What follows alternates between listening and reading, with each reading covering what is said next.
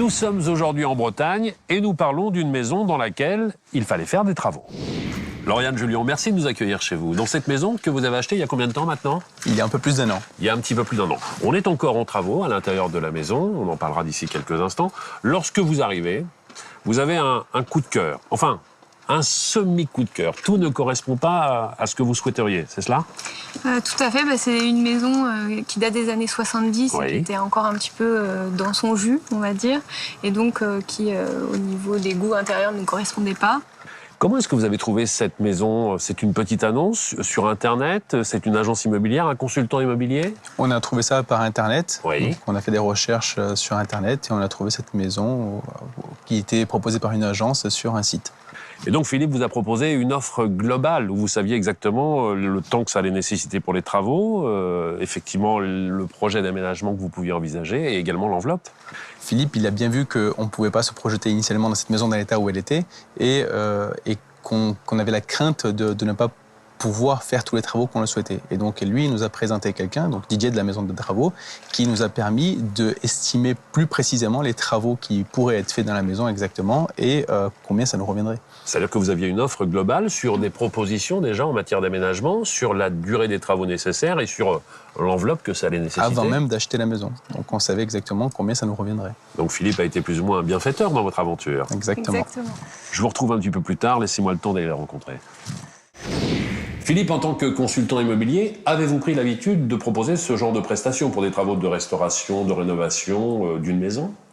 Ben oui, parce qu'un acheteur, quand il trouve une maison, les aménagements ne correspondent pas forcément à ce qu'il souhaite. Oui. Donc, même s'il a un coup de cœur sur la maison, il va faire des transformations et c'est un coût. Bien sûr. Donc, il va rentrer ça en plus du coût d'acquisition. Et moi, je lui conseille de prendre un courtier, je lui présente un courtier en travaux, de façon à ce qu'il ait une idée du coût global. Moi, ce que je demande au courtier, c'est la réactivité. Car l'acheteur a besoin d'avoir une réponse immédiate pour pouvoir faire une proposition, une offre d'achat. Je vais donc aller retrouver Didier, il est à l'étage et il va m'expliquer tous les travaux qui ont été réalisés ici. Merci Philippe.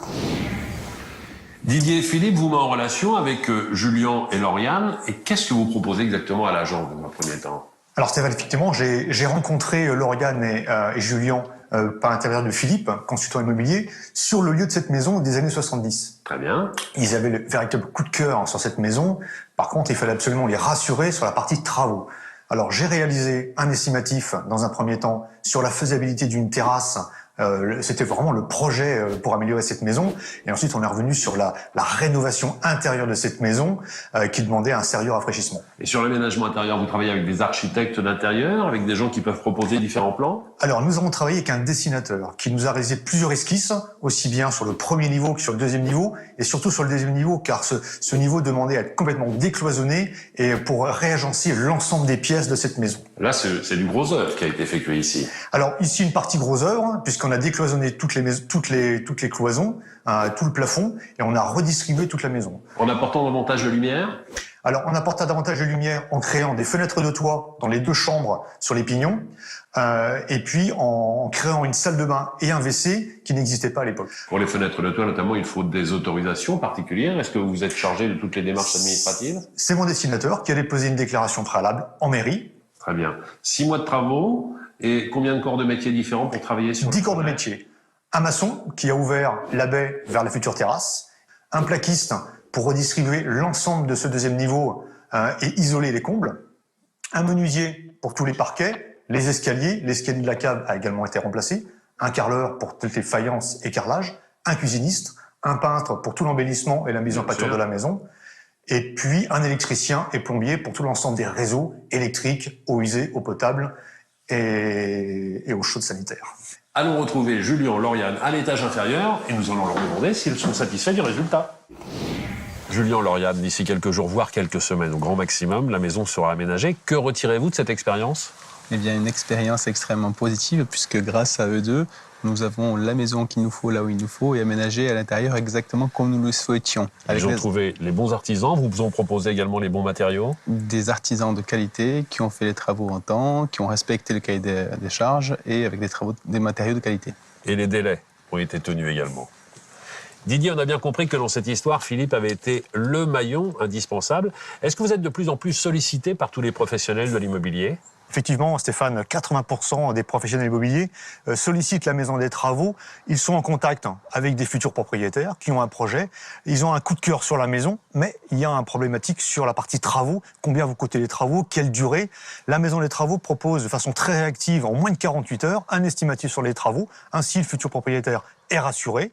J'accompagne le professionnel de l'immobilier pour rassurer son prospect. Et à ce moment-là, on s'occupe de leurs travaux. Vous faites le bonheur de tout le monde. Merci à vous quatre.